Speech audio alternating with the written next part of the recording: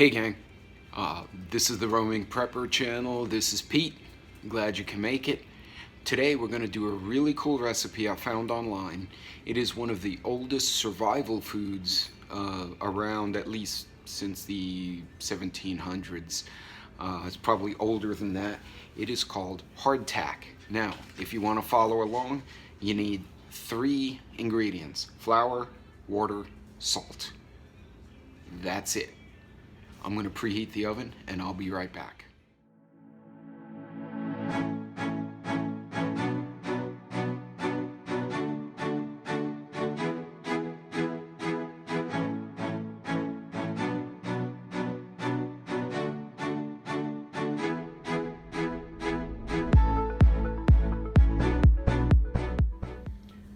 Alright gang, so just for the record, the recipe I'm going to use, I picked up from breaddad.com, literally breaddad.com, but really neat recipe. I've used it before, variations of the same one. This is from his. I just want to give proper credit where it's due. Like I said, the ingredients are pretty straightforward, so it's a, we're going to need 2 cups of flour, which I'm going to move. This camera is already in my mixing bowl. And then I need 1.5 teaspoons of salt. So we're going to do that. We're going to go get some salt. I have salt somewhere because this is one of those things that we should all have.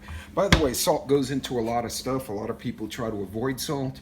It's actually a necessary nutrient. So let's go with 1.5 teaspoons. That's 1, 2, and 3. Now, it has been reported, historically speaking, that hardtack made during the Civil War, during the Spanish-American War, was actually eaten during World War I, and that some hardtack from the Revolution was eaten during the Civil War. So you think about that, some of this bread lasted 40 or 50 or more years. Now, one of the reasons it has longevity is because it does not use yeast. It is an unleavened bread. For those of you who are Lord of the Rings fans, the Landis bread that they refer to when the heroes go to the kingdom of the elves and they give them these supplies, Landis bread is actually a reference to the old style hardtack. Said, this does not mean it will not get infiltrated by bugs. And a running joke in the Spanish-American War in the late 1800s, using food from the 1860s, which was 30 years before, was that the bugs in the hardtack provided extra protein because this really didn't provide much. That's kind of nasty, but you can use it. So what you do, I got the salt and I got a dog, shoot. I got the flour and I got the salt, so I'm going to give the dry ingredients a little bit of a mix. Now, I did preheat the oven to 375. Now I take my 3/4 cup water. For some reason that looks a little bit more than 3/4, but we'll see. And I'm gonna give it a stir. Now the trick here is it's not gonna look like normal bread. Now, actually, this is probably not the device with which to mix this nice tasty dough, almost like Play-Doh consistency. So we're gonna get that out of there. That was not the right choice of contraption to, I'm gonna throw that away here. So I made this myself before, right after Hurricane Ike in 2009-ish, and I actually broke it out during Harvey in 2018, roughly 10 years later, and it was still good. Now, it is hard, and I will say, when I say hard, the reason the name hardtack was also known as the tooth breaker or molar breaker historically speaking. The stuff was so doggone hard that soldiers and sailors were known to break their teeth trying to consume the stuff. But you can put it in coffee or soups and soften it enough to eat it. Also, if you do get weevils in there, you put that in boiling water or tea, the bugs float to the surface, you scoop them off and throw them away with the spoon, and then you can take the cracker out and eat it. But it literally will be hard, like hurt your teeth hard. So just mental note, that's one of the things that comes with the territory with this stuff. So I'm going to keep mixing this, and then we're going to roll it out. Okay, so once you've got it mixed, unlike the artisan bread recipe I've done in the past, which does include yeast, this one should be dry. It should not stick to your fingers, which, as you can see, it really does not. And it's almost a little bit crumbly. So I had to add just a bit of water, and when I say a bit, like drops, just to get it to the right consistency. So what I'm going to do is roll it out now, and I want to get it to about a ½ inch, quarter-inch to a ½ inch thickness, and kind of make a shape out of it. Now once you've got it to about a ½ inch consistency, give or take, and this is a small batch, right? This is only 2 cups of flour. Normally when you make a batch of these, like I did before the hurricane, I use 6 cups, so I just had this massive set of trays. You can cut squares, or you can make little circles out of them, which I like to do. And basically it's almost like making a bunch of cookies, right? I'm gonna make these. It's not perfect, I'm kind of blowing through this, but you're basically making little wafers. Now if you prefer, you could cut them in squares, which is what they recommend. I've done that before, so I'm kind of playing around a bit with you guys, and we're all gonna work together to make some basically hardtack cookies. So I'm gonna keep doing this till I got a tray full of little round cookie things, and then we're gonna bake them and see how they come out. Okay, so I got my batch of hardtack cookies, if you will. Now, you may wonder why do they last so long? Well, keep in mind you have no oil, you have no sugar, you have no yeast. It's flour and salt, right? And salt lasts forever, essentially forever. And flour, when ground up, especially enriched, really, unless it gets moldy or bugs, it lasts forever too. So there's nothing in here that's really going to spoil short term.